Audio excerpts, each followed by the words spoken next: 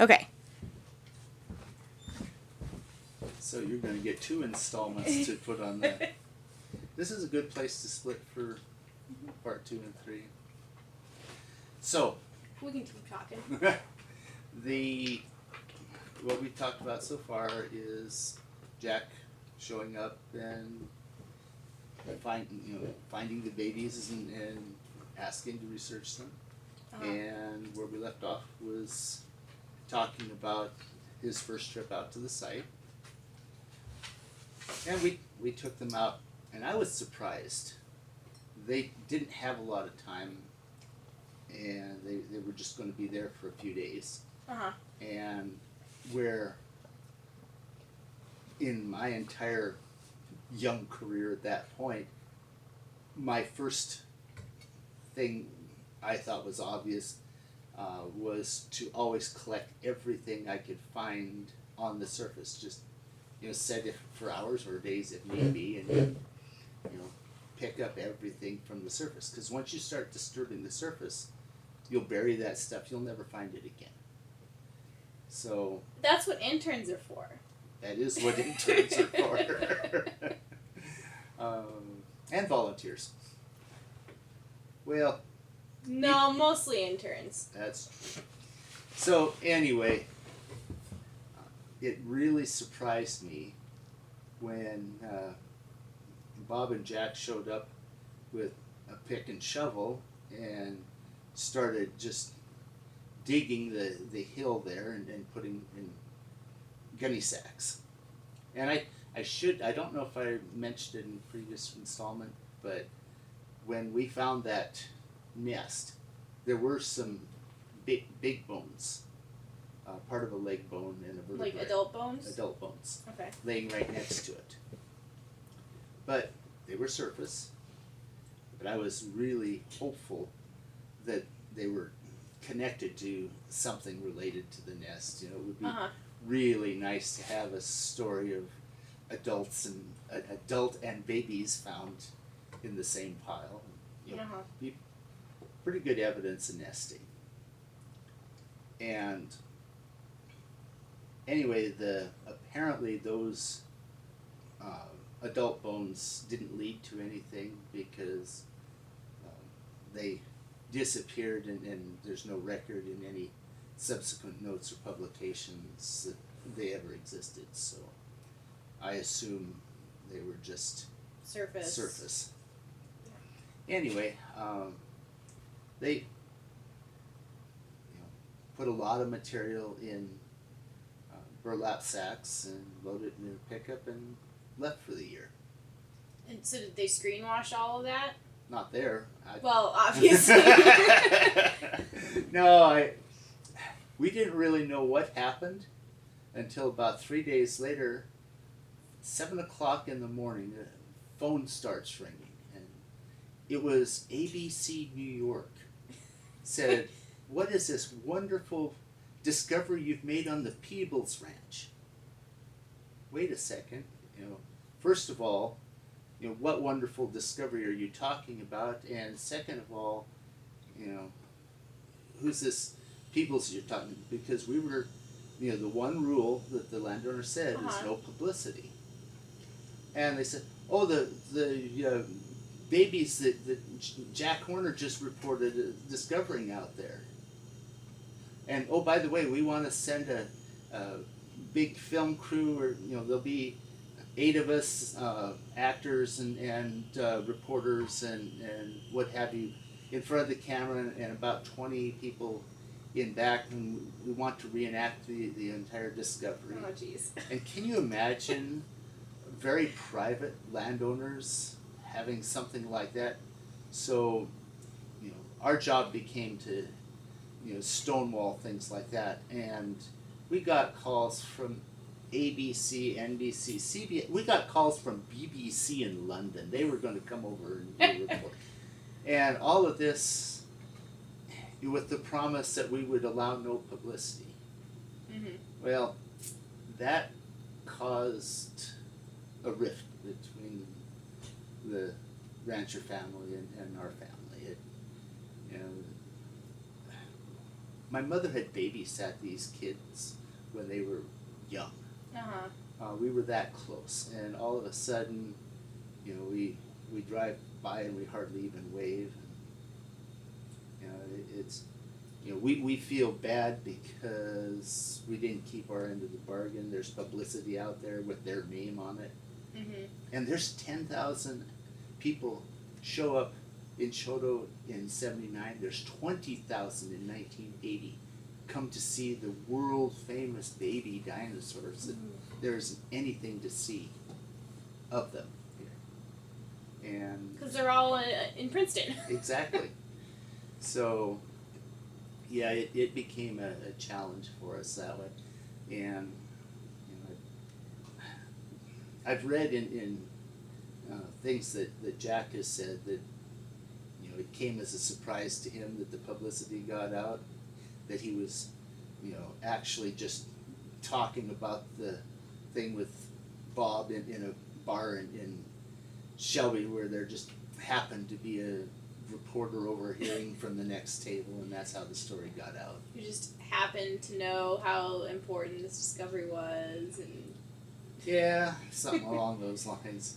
So there was a lot of that could have happened a lot better for everyone involved. But, well, maybe not. Jack's career was made from that. That's catty. I shouldn't say things like that, but it is. I mean, his career did take off because of the babies. Yep. I mean, who knows how long he would have just been a preparator if not. And Jack was a very good preparator, and he was very knowledgeable about, you know, fossils and what have you. It just academics weren't his thing. So it's, you know, it's always been a source of amusement to me that, you know, now one of the world's leading academics really had no use for academics when we met. But anyway, all of this did precipitate something that is really, really spectacular. It changed the way the entire world understands dinosaurs. When those babies were first found, Jack and Mother and I stood on the nest and argued over whether or not these babies were being cared for. Because at that time, dinosaurs were cold-blooded animals, and they laid their eggs and left just like turtles and lizards and pretty much everybody else. And at the time, crocodiles and alligators, exactly. too. Yep. So, you know, when, of course, my mother, being who she was, sat there and said, you know, you see those big bones, that was Mommy, and you know, we've got lots of babies. You know, we have at least 4 or 5 individuals at that time. We had duplicate bones that told us, you know, we had more than one. She says, you know, it's obviously a nest, and Mother cared for her young. And, you know, no, it's not. Dinosaurs didn't do that. Dinosaurs are cold-blooded. That's not part of what they could do. And this argument went on for, you know, a good 5-10 minutes. But apparently she convinced him, because the next year in '79, when the publication of the eggs came out, I think that the title includes something about, you know, parental care or whatever. The idea was there, and that's what changed the entire world. The idea that something besides, you know, at that time the warm-blooded mammals and birds could actually care for their young was unique.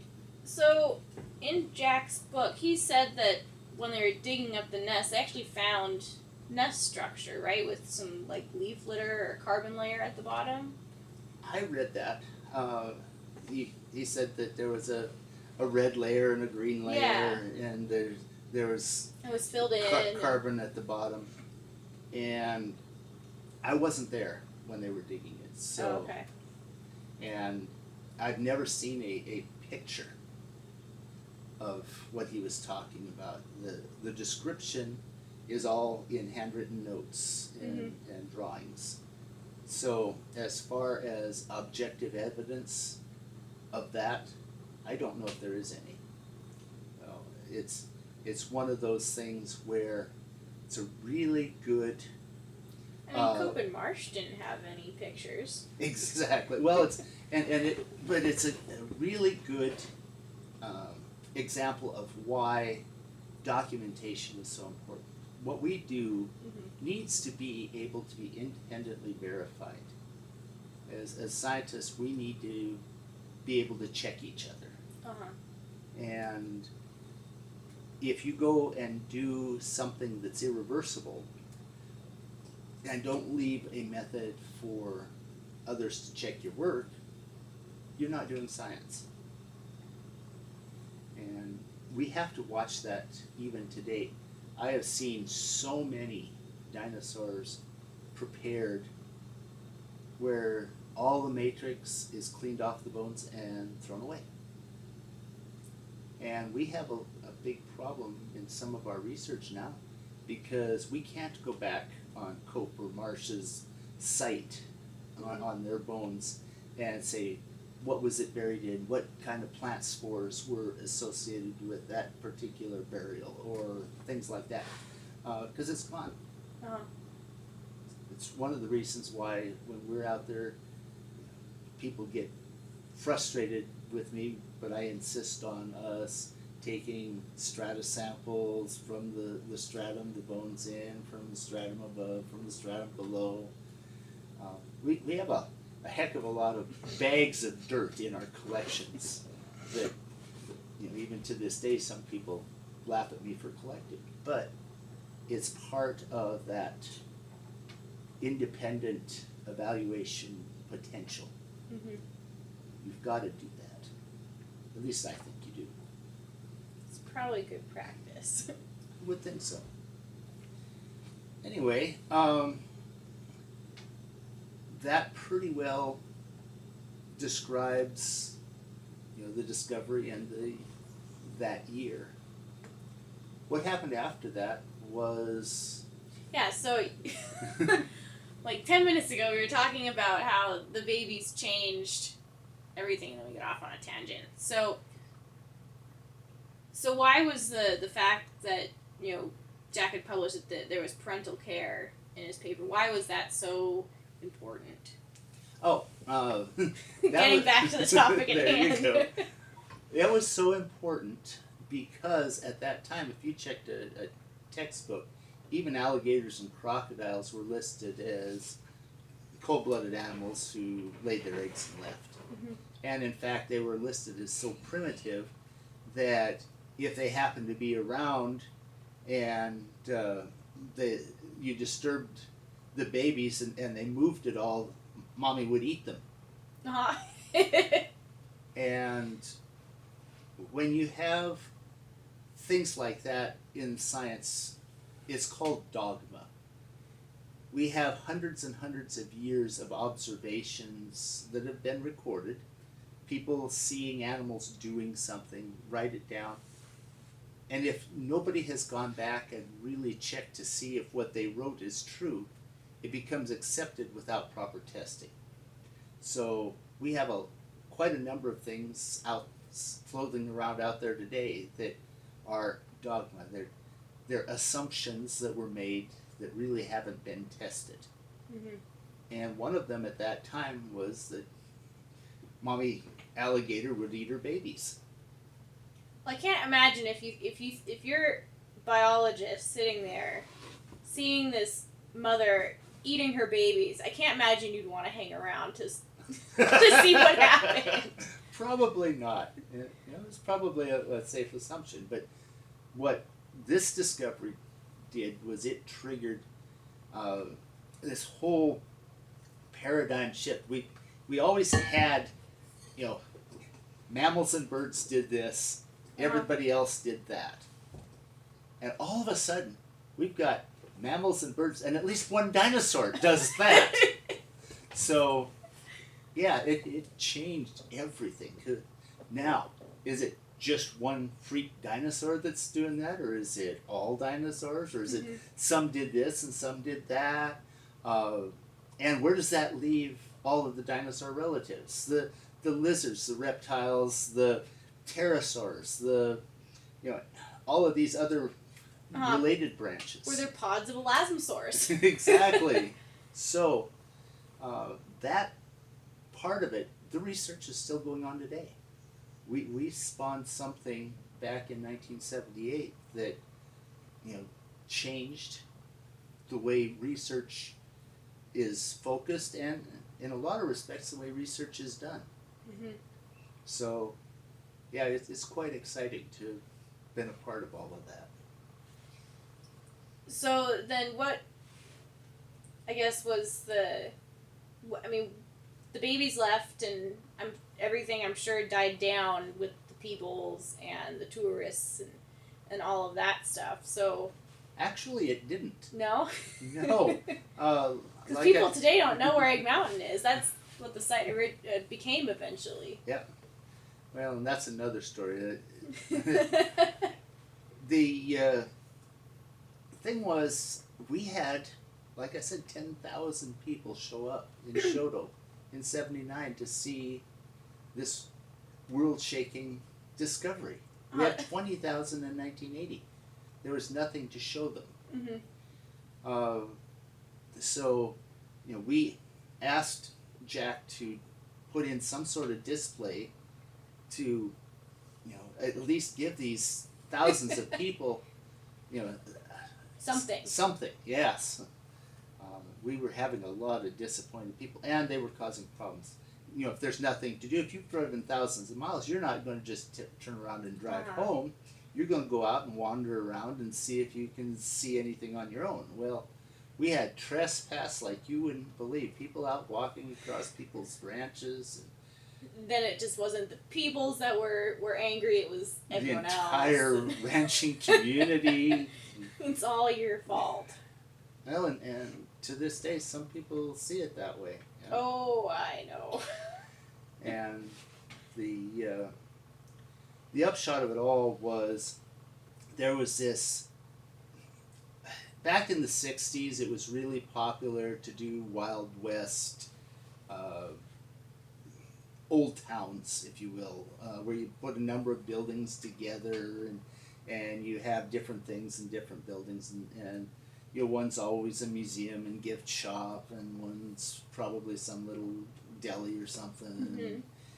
Anyway, there was one of those in Shoto that was actually in bankruptcy. It was the Teton Trail Village, and of course we had a ranch at that time. Mm-hmm. And after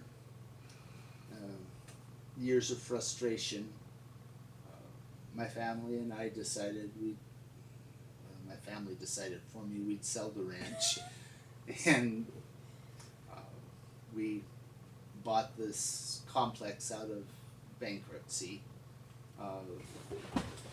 Mostly because when we asked Jack, if he would leave some stuff, in our little museum on display so that people had something to see, he shook his head and said, no way, that these are important specimens and they can't be kept in a rattle trap building that anybody could open a window and walk in and whatever.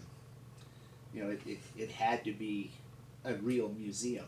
And apparently we weren't a real museum at that point. So we decided to create a real museum. And so we bought this and, cleared out the main building, and actually most of the stuff had been cleared out for us. Between the bankruptcy and the things on loan, there wasn't much left inside.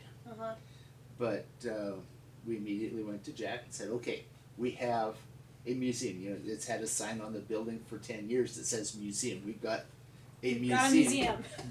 Let's put some exhibits in here. Oh, no, you misunderstood.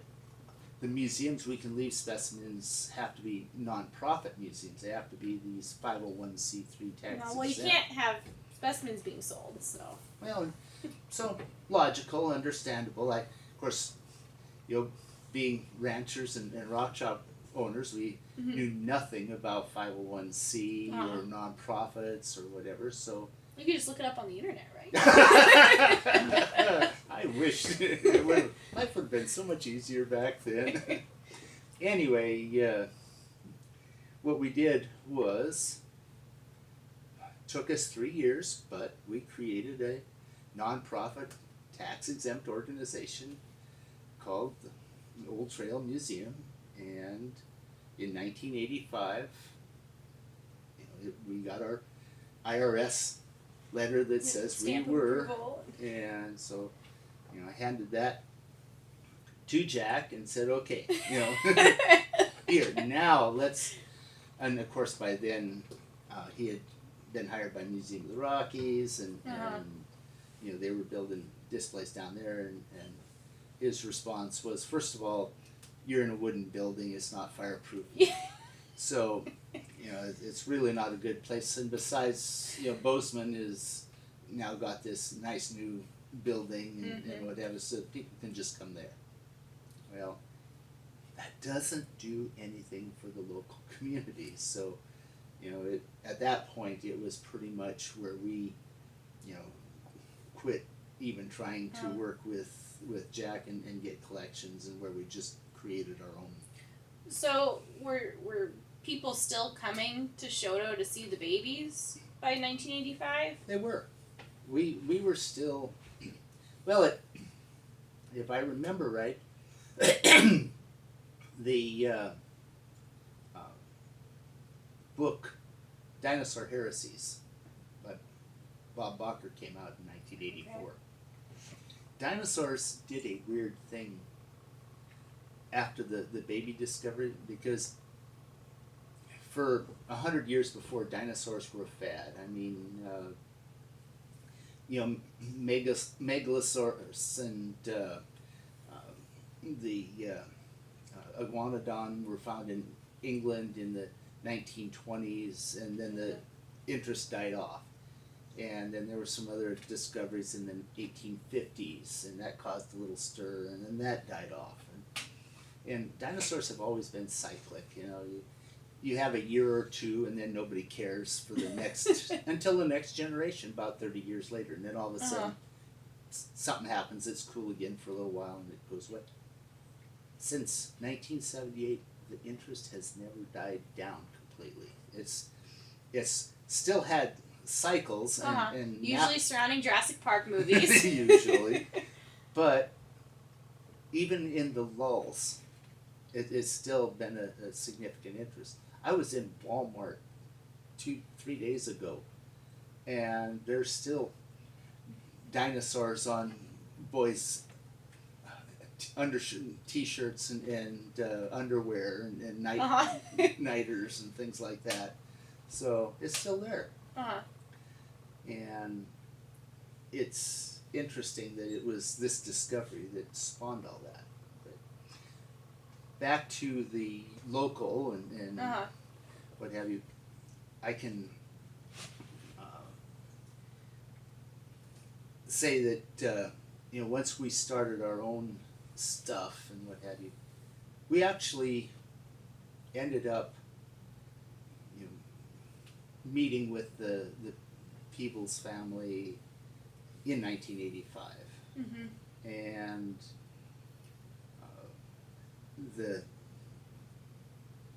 after talking, we ended up realizing that we thought they were mad at us for the publicity, and no, they were actually upset with us because they had put us in charge of keeping these people under control.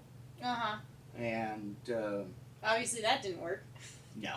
And we were actually told in 1980 that we were no longer welcome out there because it was a scientific dig, and amateurs just had no place to. So was that Jack who said that to you? Yeah. So from 1980 on, that was why they were mad at us, not that we had caused the publicity. Although I think there was still some of that too. But anyway, we repaired, mended some fences, repaired some bridges, whatever.